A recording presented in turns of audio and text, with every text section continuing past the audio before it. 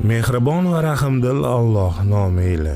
Muhammad alayhisalomning Ukoz bozorida Qus ibn Saidning mashhur nutqini tinglashi. Milodiy 608-yil Muhammad alayhisalom 38 yoshda. Ukoz bozori Toif bilan Najid orasida joylashgan edi. U yerda har yili Zulqada oyida bozor bo'lar edi. Bu galgi bozor 20 kunlar davom etdi. Bozorga savdogarlardan tashqari shoirlar ham kelib, ular bozor ahlining she'rlaridan mamnunlar o'qir edi. Shu yil Muhammad alayhisalom Ukoz bozoriga savdo sotiq uchun keldilar. Bozor maydoni o'rtasida qizil tuyaning ustida turib, xalqqa xitob etayotgan Iyat qabilasi sardori qariya Qus ibn Soidning so'zlari diqqatini jalb etdi. Bu so'zlar butun umr yodida qoldi. Nubuvatdan bir necha yil o'tib, bir kuni sahobalarga Qus ibn Soidning shubha yo'qki, yashagan o'ladi, o'lgach nomi o'chadi, kelajakda taqdirida nima bo'lsa albatta o'sha yuz beradi deb boshlagan nutqini hamon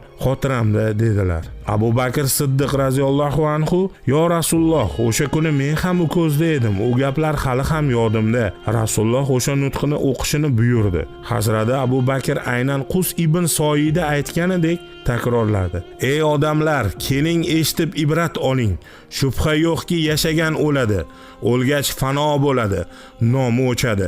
Kelajakda taqdirida nima bo'lsa albatta o'sha yuz beradi. Yomg'ir yog'ar, o'tlar unar, farzandlar tug'iladi, vaqt o'tib ota-onalarning o'rnini egallashadi. So'ngra barchasi mahv bo'ladi. Voqealar tugamaydi, bir-birining ortidan birisi yuz beradi. Quloq tuting, diqqat qiling, ko'kda xabar bor, yerda esa ibrat. Yer yuzini bir qarich avlon, ko'k yuzi yuksak, bir qubba, yulduzlar uchar, dengizlar to'lqinlanar, kelgan qolmas, ketgan qaytmas. Odamlar ketayotirlar, ammo boshqa qaytmayotirlar. Qasam ichaman, Allohning shunday bir dini borki, u dinning kelishi juda yaqin, soyasi boshimiz uzradir. Unga yetishgan va iymon keltirgan yo'lidan yurib hidoyatga yetishganlar naqadar baxtlidir. Unga qarshi chiqqan va isyon ko'tarib g'aflatda qolganlarning esa holiga voy. Ey jamoat, qayerda otalar va bobolar, qayerda muhtasham koshonalar bunyod etganlar, qayerda dunyo moliga mag'rur bo'lib, men sizning eng buyuk Rabbingizman degan Fir'avn, Namrud, ularning barchasi sizlarga qaraganda boyroq va qudratliroq emasmidi?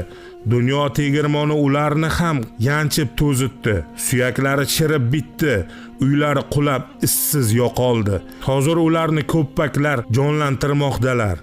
Aslo ulardek kabi g'aflatda qolmang, ularning yo'llaridan yurmang. Har narsa foni, yolg'iz Allohgina fonidir. U yakka-yu yagonadirki, sherigi ham, o'xshash ham yo'q. Ibodatga loyiq yolg'iz Allohdir. Tug'magan tug'ilmaydi. O'tmish avlodlarimiz hayotiga nazar solsak, ko'plab ibratli misollar topish mumkin. O'limga olib boruvchi va muqarrar bo'lgan yo'llarni ko'rgach, ketganlarning orqaga qaytmaganini va qolganlar ham boqiy umr kechirmasligini anglagach, shunga qat'iy ishonch hosil qildimki, bandalarning boshiga keladigan o'lim mening ham boshimga keladi. Rasululloh xutbani tinglagach, Alloh Qus ibn Saidni rahmat qilsin dedi.